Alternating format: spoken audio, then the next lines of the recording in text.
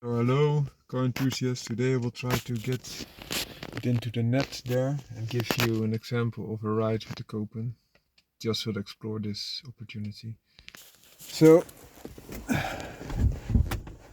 Copen comes with a net, which is also situated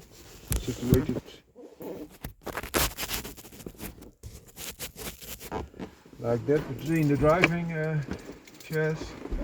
So let's give it a go and see if it works. If not, I tried.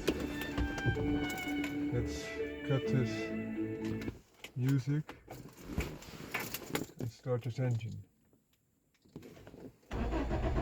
It's alive!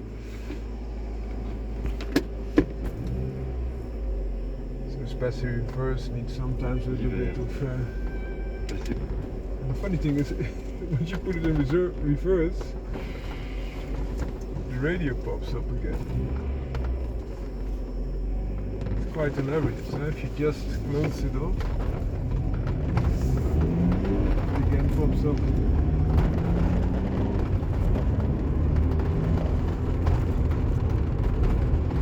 So I hope this ride gives you a little bit of an example of how nice the Copen rides.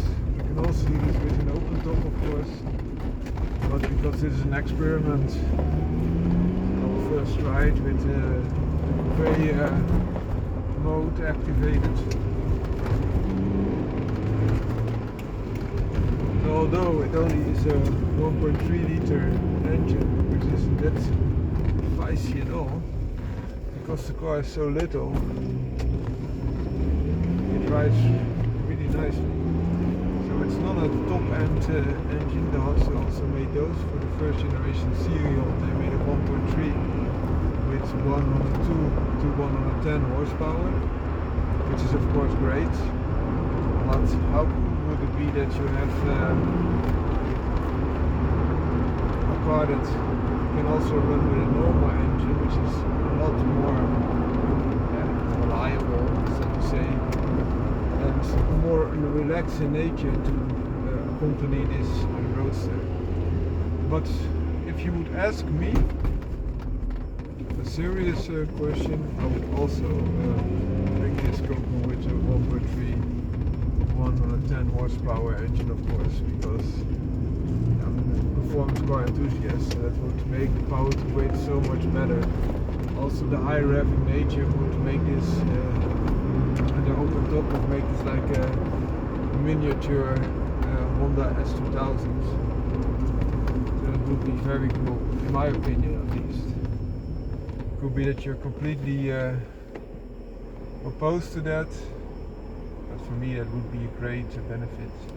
They also made a very special edition for Japan, which is called the SRAD edition, and the SRAD edition would give you, let's see if we can a little bit more that direction, would give you a 1.3 turbo. That's also found in the young recreational vehicle IRV turbo of the Daihatsu, but it would have 140 horsepower in Japan, contrary to the 130 horsepower we have in Europe. So that makes it a different type of animal altogether, so to say. Another thing to consider is that with the rev happy nature, you have classical roadster more to a T. Also the K-car nature is also very rev happy because they are limited to a smaller engine, 660cc. So in my opinion that would be a great choice that has been made, that could have been made by Daihatsu. So the 110 horsepower was in a Rally 2 and Rally 4. Special edition of the serial. The normal edition at 102 horsepower is also planned. So for your comparison, this has 86 horsepower. So with that gain you would gain 24 horsepower compared to 110 guys. You could chip tune this engine and you would have about 100 horsepower and perhaps a little bit more torque than the Rally 2, Rally 4 versions.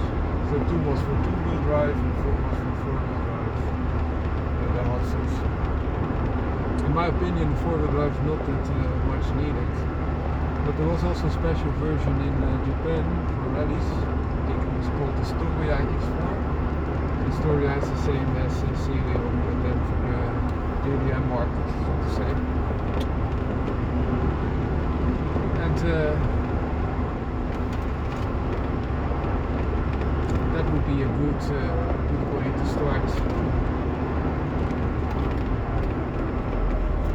Because the engine also had like 110 or 120 horsepower, I guess.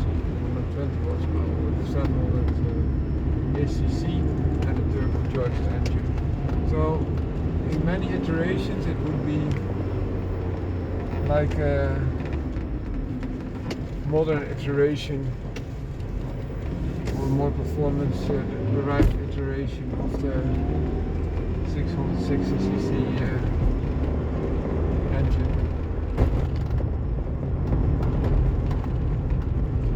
This is quite a noisy run, as you can see in here, especially with this suspension and rattling, because the roof is still on top.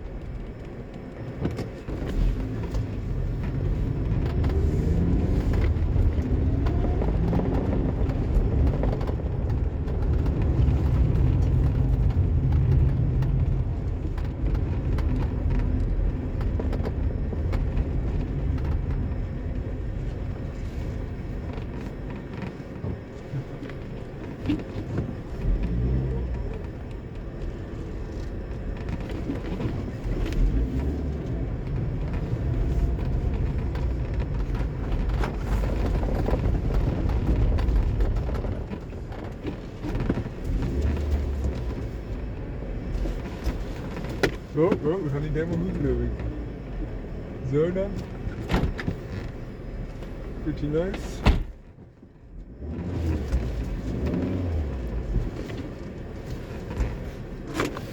Zo.